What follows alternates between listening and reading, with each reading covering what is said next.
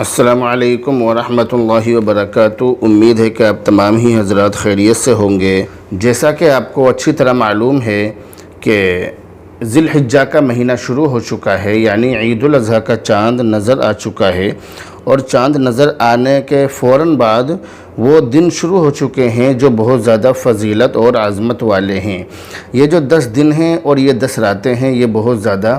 فضیلت والی ہیں، اور ان 10 راتوں کی اللہ رب العزت نے قسم کھائی ہے، والفجر ولیال عشر۔ ان 10 راتوں کی اللہ رب العزت نے قسم کھائی ہے، اور قسم کھانے کے بعد بہت ساری چیزیں ارشاد فرمائی ہیں، جبکہ دوسری جگہ ان دنوں کی فضیلت الگ انداز میں بیان فرمائی، وَيَذْكُرُ اسْمَ اللَّهِ فِي أَيَّامٍ مَعْلُومَاتٍ، یعنی ان چند مقررہ دنوں میں اللہ کا نام لیں۔ تو ان مقررہ دنوں سے بعض حضرات نے ذی الحجہ کا پہلا عشرہ یعنی پہلے 10 دن مراد لیے ہیں، جبکہ مسند احمد کی حدیث نمبر 5294 کے اندر اللہ کے نبی کی حدیث موجود ہے۔ اس میں اس طرح سے لکھا ہوا ہے کہ اللہ کے نزدیک کوئی بھی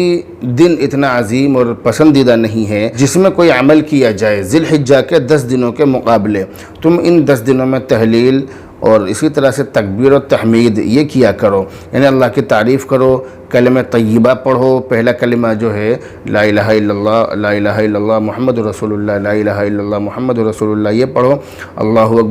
اکبر یہ پڑھو۔ یہ جو تکبیر تشریق ہوتی ہے اس کو بھی پڑھیں ان 10 دنوں میں، اللہ اکبر لا الہ الا اللہ اکبر وللہ الحمد۔ اسی طرح سے اللہ کی تعریف کے جو کلمات ہیں وہ بھی پڑھیں، اللہ کی تعریف بھی زیادہ سے زیادہ بیان کریں۔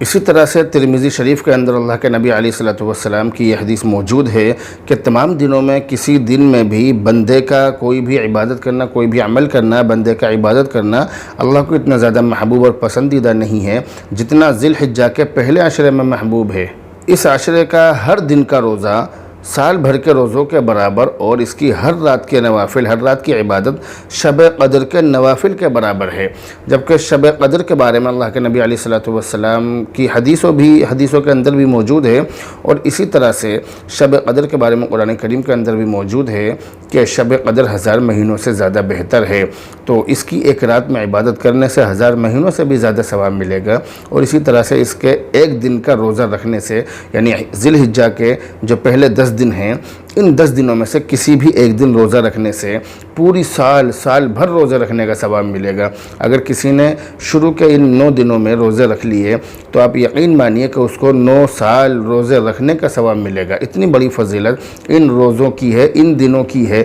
اور اس کی راتوں میں جو ذی الحجہ کا مہینہ چل رہا ہے، عید الاضحیٰ کا چاند جو نظر آ چکا ہے، تو اس کی جو راتیں ہیں، یعنی عید آنے سے پہلے کی جو راتیں ہیں، چاند دکھ جاتا ہے 1 تاریخ کو، چاند کی 1 تاریخ کو، اور عید ہوتی ہے 10 تاریخ کو، یعنی 10 دن پہلے چاند اس کا نظر آ جاتا ہے۔ تو یہ جو شروع کا 10 دن اور 10 راتیں ساری کی ساری فضیلت والی ہیں۔ دن میں روزہ رکھنا 1 سال کے روزوں کے برابر ثواب ہے، 1 دن کے روزے کا، اور 1 رات میں عبادت کرنا شب قدر میں عبادت کرنے سے بھی زیادہ ثواب ہے۔ اتنی ساری فضیلتیں ہیں، تو ان راتوں میں اور ان دنوں میں اللہ کی عبادت زیادہ سے زیادہ کرنی چاہیے۔ یہ دن چل رہے ہیں، آنے والی 29 جون 2023 کو عید الاضحیٰ ہے، بقر عید جس کو ہم کہتے ہیں، تو آنے والی 29 جون کو ہم لوگ عید الاضحیٰ منائیں گے انشاءاللہ تعالی۔ اسی طرح سے یہ بات بھی یاد رکھیے، یہ بات بھی سمجھ لیجئے کہ اگر کسی نے عید الاضحیٰ سے 1 دن پہلے کا روزہ رکھ لیا، یعنی 9 ذی الحجہ کا، کل عید الاضحیٰ ہے، اور اس سے 1 دن پہلے کا، یعنی اس سال 28 جون کا جس نے روزہ رکھا، 28 جون کا، تو یاد رکھیے کہ اس کو